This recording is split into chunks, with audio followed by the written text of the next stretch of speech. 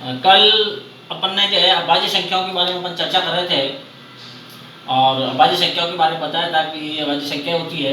अब उन अभाज्य संख्याओं को निष्कर्ष के रूप में पूछते हैं। ये यहाँ तक बता दिया था कल मैंने कि एक अभाज्य संख्या नहीं होती है, एक जो होती है वो अभाज्य संख्या नहीं होती है। इसी प्रकार से कल ये भी बताया था मैंने आपको कि केवल दो लिखे हुए हैं, ये सम संख्या होती है। तो यानी सम संख्या होते हुए भी ये अभाज्य संख्या होती है। तीसरा टॉपिक इसका बारे में है, दो के अतिरिक्त समस्त अभाज्य संख्या जो होती है वो विषम संख्या होती है। मतलब दो को छोड़ करके जितनी भी अभाज्य संख्याएं होगी वो आपकी विषम संख्या ही होगी। परंतु ये जरूरी नहीं है कि सभी विषम संख्याएं सभी विषम प्राकृत संख्याएं हैं अभाज्य संख्या हो, मतलब अभाज्य संख्याएं नहीं हो सकती। अभाज्य संख्याएं विषम संख्या हो सकती है परंतु विषम संख्याएं अभाज्य संख्या नहीं हो सकती। जैसे अपन उदाहरण लेते हैं, जैसे 9, 15, 21,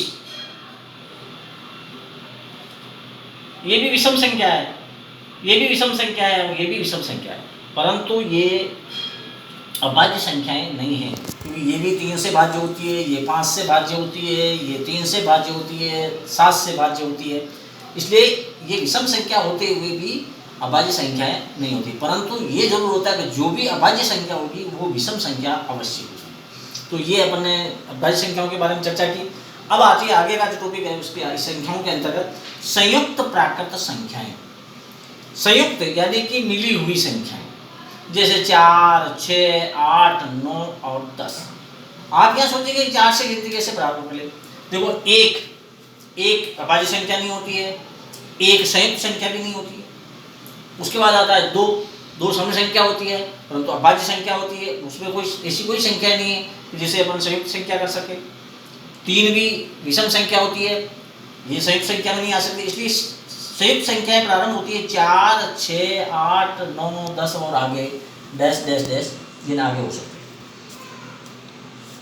अब संयुक्त संख्याएं कैसे पता लगाएंगे? संयुक्त संख्या में क्या होता है, या तो संयुक्त संख्याएं वो संख्याएं होती है जिसमें एक का भाग जाता है, एक का वैसे सभी संख्याओं में जाता ही है भाग, स्वयं का यानी स्वयं उसका भाग उसमें जाना चाहिए, या अन्य संख्याओं से भाज्य हो, यानी कि एक का भाग तो जाएगा ही और स्वयं का भाग उसमें जाएगा, उसके अतिरिक्त अन्य संख्याओं से भी भाज्य होनी चाहिए, वो संख्याएं संयुक्त संख्याएं कहलाती है।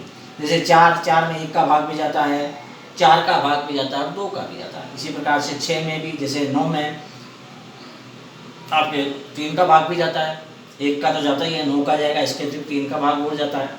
तो ऐसी विषम संख्याएं होते हुए भी मतलब ये आपके जो है इसमें संयुक्त संख्याएं आती है। इसमें मतलब आपको संख्याओं को मिलाने से भी ये संख्याएं बनती है और इसमें अन्य संख्याओं का भाग भी जाता है, वो संयुक्त प्राकृत संख्याएं कहलाती है। सबसे छोटी संयुक्त प्राकृत संख्या 4 जो ऐसे लिखी हुई है आपके 4 है। संयुक्त संख्याओं में सबसे छोटी संख्या होती है जैसे 4, जैसे मैंने आपको बताया था।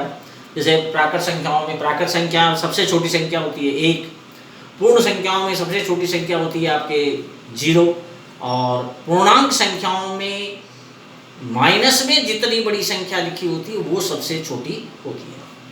इसी प्रकार से आपके ये संयुक्त संख्याओं में जो सबसे छोटी संख्या होती है आपके 4। अब 1 के बारे में मैं बता चुका हूँ, एक अभाज्य संख्या भी नहीं होती है, एक संयुक्त संख्या भी नहीं होती है। तो ये संयुक्त संख्याओं के बारे में महत्वपूर्ण बातें हैं जो आपने आज अध्ययन किया। अब और भी कुछ संख्याएं होती है जैसे वर्ग संख्याएं। अगला टॉपिक लेते हैं अपन वर्ग संख्याएं। वर्ग संख्याएं किसे कहते हैं? कि किसी संख्या को उसी से गुणा करना, किसी संख्या को उसी से गुणा किया जाता है तो वर्ग संख्या प्राप्त होती है। जैसे आप 1 वर्ग यानी इसका 1 का होल स्क्वायर, इसको होल स्क्वायर के द्वारा प्रदर्शित कर सकते हैं। 1 को 1 से गुणा करके 1 आएगा। 2 यानी 2 को 2 से गुणा करना है, 2 का होल स्क्वायर यानी 2 को 2 से गुणा किया 4 आया, 3 को 3 से गुणा करने पर 9 आया, 4 को 4 से 16 आता है, 5 को 5 से गुणा करने पर 25, 6 को 6 से गुणा करने पर 36। वैसे इन वर्ग के बारे में अपन एक पूरा टॉपिक अलग से लेंगे और वर्गमूल इसके बारे में अपन आगे और इसके बारे में अध्ययन करेंगे। यहाँ एक सामान्य जानकारी के लिए वर्ग संख्याएं किस प्रकार से होती है उसकी। इसी प्रकार से घन संख्या किसी संख्या को उसी संख्या से 3 बार गुणा करना पड़ता है। जो संख्या ले रहे हो उसको आप 3 बार लेके गुणा करते हैं तो घन संख्या प्राप्त होती है। जैसे एक का क्यूब, इसको क्यूब बोल सकते हैं, या 1 की घात 3, इसको 3 बार लिख दीजिए, 1 2 और 3, तीनों को गुणा किया आपका 1 आया। 1 का घन 1 ही होता है। 2 का क्यूब 8 होता है, ऐसे 2 × 2 × 2, यानी 2 को 2 से गुणा किया 4, 4 को 2 से गुणा किया 8। 3 का क्यूब यानी 3 को 3 बार लिख के गुणा किया तो 3 × 3 × 3 बराबर 27। इसी प्रकार से अपन ले सकते हैं जैसे 4 का क्यूब, तो 4 × 4 × 4। अब 4 को 4 से गुणा करो, 4 चौक 16, 16 चौक होते हैं 64। तो इस प्रकार से ये हुई आपकी घन संख्याएं। तो संख्याएं, जैसे संख्याओं के बारे में बताया मैंने आपको, संख्याओं में प्राकृत संख्या ली अपन ने, पूर्ण संख्याओं के बारे में जानकारी दी, पूर्णांक संख्याएं ली, सम संख्याएं जो 2 से पूर्ण पर भाजित होती है सम संख्या कहलाती है। फिर विषम संख्याओं के बारे में अपन ने चर्चा की, जिसमें 2 का पूरा भाग नहीं जाता है, वो विषम संख्या होती है। उसके बाद में भाज्य संख्याएं, फिर उसके बाद में अभाज्य संख्याएं, और अभाज्य संख्या के बाद में संयुक्त प्राकृत संख्याएं, वर्ग संख्याएं और घन संख्याएं। इन संख्याओं के बारे में अपन ने सामान्य जानकारी प्राप्त की। वैसे ये टॉपिक छोटा है, छोटी क्लासों का टॉपिक है, परंतु ये आपके बड़े सवालों करने में कुछ प्रश्नावली ऐसी जिससे रिलेटेड होगी, वहाँ पर ये चीज़ें आपके बहुत महत्वपूर्ण स्थान रखेगी। मतलब सवाल छोटा होता है या इनसे रिलेटेड भी पूछा जा सकता है, और अन्य आगे अन्य टॉपिक जो आएंगे उनमें भी इन संख्याओं का ये जानकारी बड़ी आपके महत्वपूर्ण साबित होगी। इसलिए आपको सामान्य जानकारी संख्या के बारे में दी, और आगे अपन और जो है संख्या के बारे में जानकारी करते हैं। और संख्या के बारे में अपन चालू करो, मुँह बोल दो। संख्या में अंक का जातीय मान अपना ये टॉपिक है।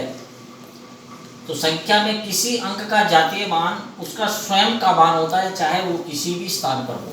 जातीय मान जब पूछा जाए आपको, तो जो जिस स्थान पर है, चाहे वो किसी भी स्थान पर हो, जातीय मान उसका वही संख्या होती है। जैसे मैं उदाहरण लिखा हुआ है यहाँ पर, जैसे 3 5 7 8 और 4 एक संख्या लिखी हुई है।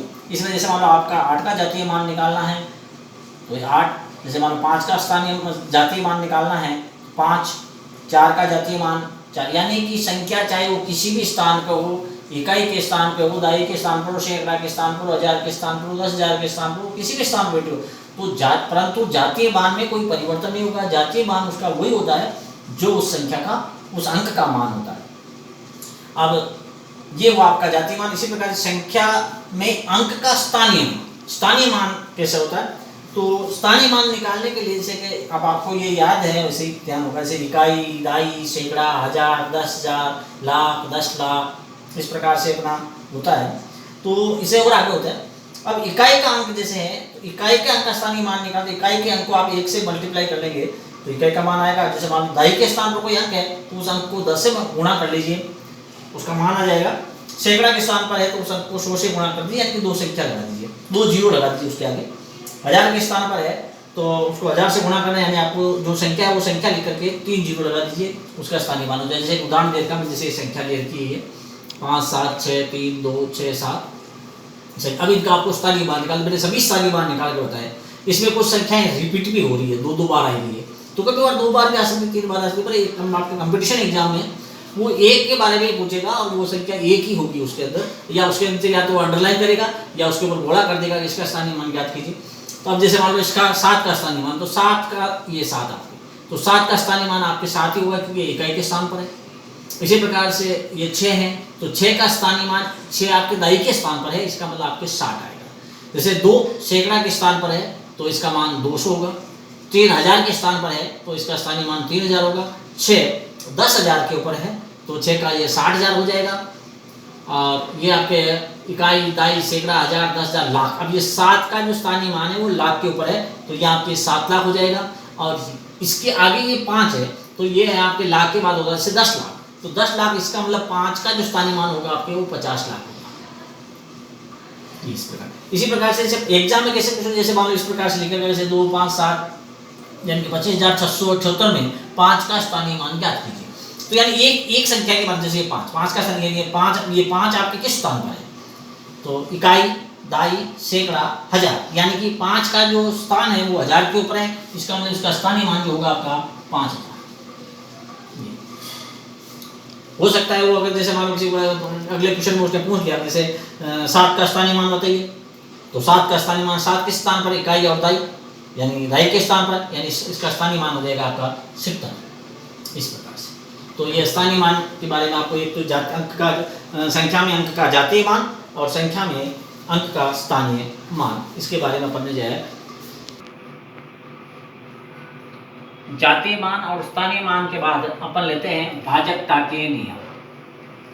यानी भाजकता के नियम के आधार पर पता लगा सकते हैं कि ये भाज्य संख्या है या अभाज्य संख्या है, क्योंकि एग्जाम में क्वेश्चन की बड़ी बड़ी संख्याएं लिखी होती है, तो उनको अपन कैसे पता लगाएं कि मतलब ये भाज्य है या अभाज्य है, या किस संख्या से ये भाज्य हो सकती है। तो ये नियम आपके इसमें भी काम आते हैं, प्लस अपन दूसरे सवाल करेंगे अन्य टॉपिकों के अंदर, तो संख्याओं को काटने के अंदर भी अपन को पता लगाया जा सकता है कि डायरेक्ट इस पहाड़े से ये संख्या कट सकती है। तो ये बड़ा इंपॉर्टेंट चीज़ है, इसका विशेष ध्यान रखना है आपको। अब पहला नियम होता है जैसे 2 से भाज्य। 2 से भाज्य संख्याएं कौन कौन सी होती है? तो जिस संख्या में इकाई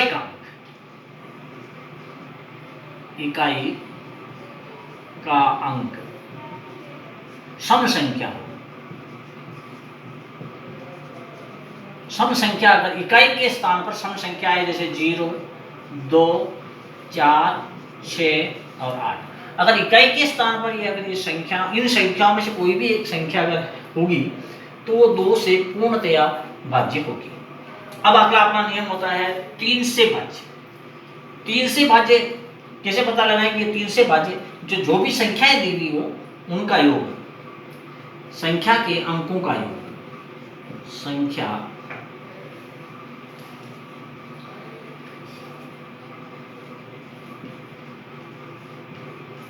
के सभी अंकों का योग, सभी अंकों का योग 3 से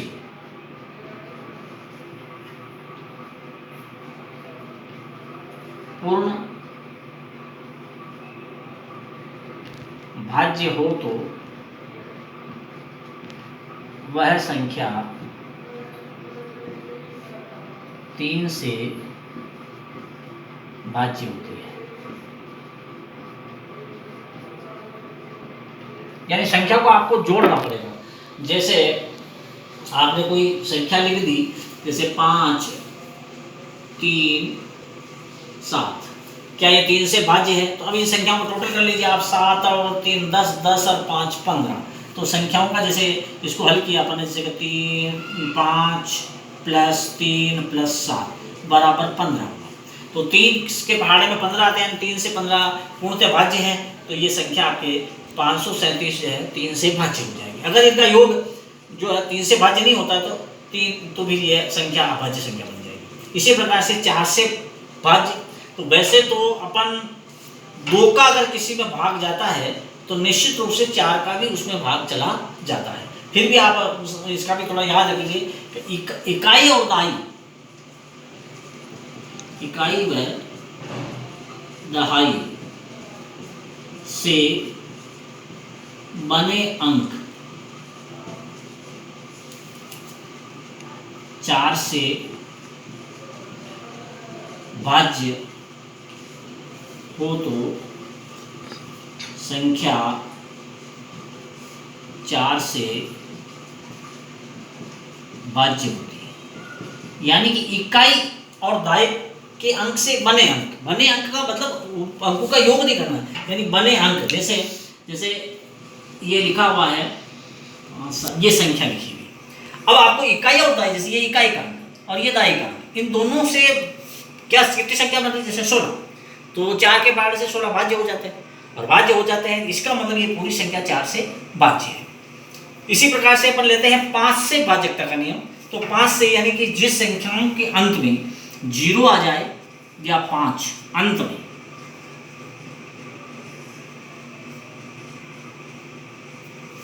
संख्या के अंत में, यानी कि इकाई का, या आप लिख सकते हैं 0 और 5 इकाई का, लास्ट में देख लीजिए इकाई का अंक या तो 0 हो या 5 हो, तो वो संख्या 5 से पूर्णतः भाज्य होती। जैसे कि कोई संख्या लिख देता हूं, जैसे 8 5 6 3 0, ये तो इसमें लास्ट का ये 0 आपके इकाई का अंक 0 है, तो ये 5 से पूर्णतः भाजित होगी। बिना सोचे समझे अपन कह सकते हैं ये 5 से भाज्य है।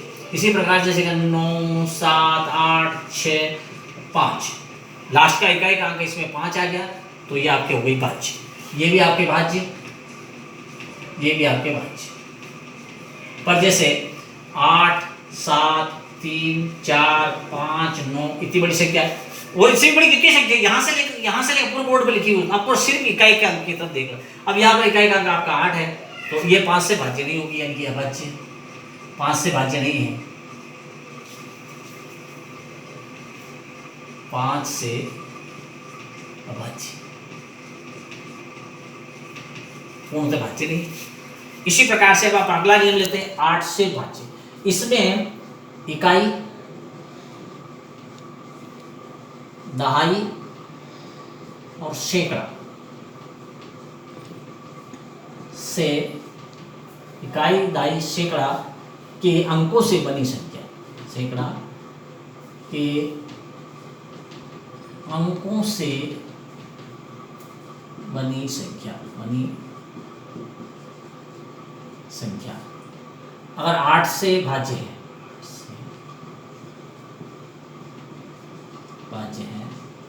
तो पूरी संख्या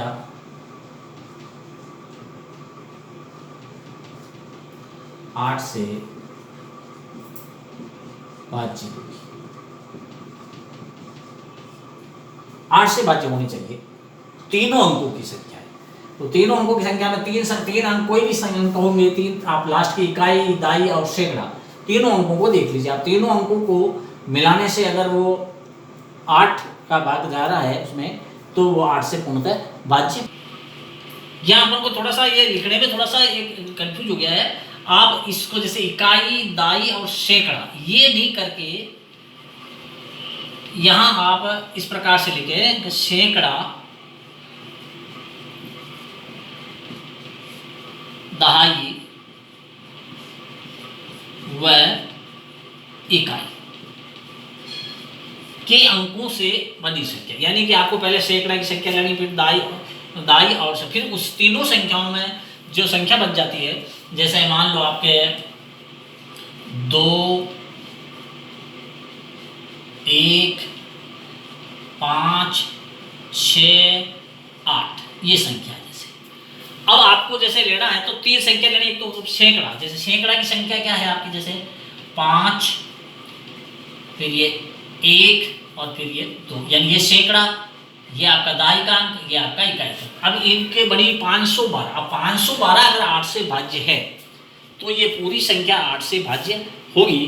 तो अब आप देख लीजिए, 8 का भाग देके देख लीजिए, 8 छंग 48 होते हैं, 48 के बाद 51 में से 48 घटाएंगे तो 3 बचेंगे, तो यहाँ 32 हो जाएंगे, 8 चौक 32, यानी कि ये संख्या 8 से पूर्णतः भाजित है। एक करेक्शन यहाँ पर भी देख लीजिए, यहाँ पर भी थोड़ा लिखने में आया, 4 से भाजकता के नियम में, 4 से भाजकता के नियम में आप पहले दाई शब्द लगा दीजिए, दाई व इकाई, यानी कि दाई और इकाई से जो अंक बनता है वो 4 से भाज्य होगा। जैसे यानी कि ये दाई का अंक और ये आपके इकाई का अंक, यानी कि जैसे 16, तो ये 16 में 4 का भाग जा रहा है, तो ये संख्या पूर्णतः 4 से भाज्य है। अब अपन आते हैं 9 के भाजकता का नियम।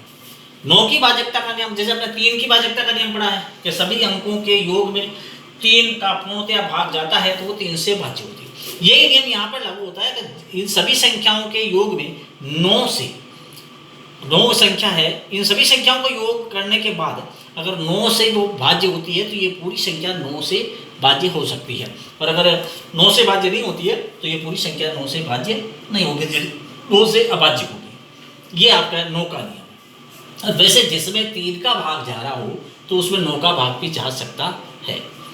इसी प्रकार से अगला नियम लेते हैं अपन 11 से भाज्य, यानी 11 से भाज्य ज्ञात करने के लिए कैसे पता लगाएं कि ये संख्या 11 से भाज्य है।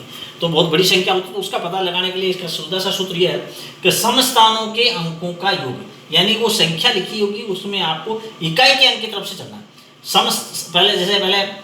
पहले विषम स्थान आएगा, फिर सम स्थान आएगा, फिर विषम स्थान आएगा, फिर सम स्थान आएगा। तो सम स्थान पर जो जो अंक लिखे हैं उन सबका योग करना है।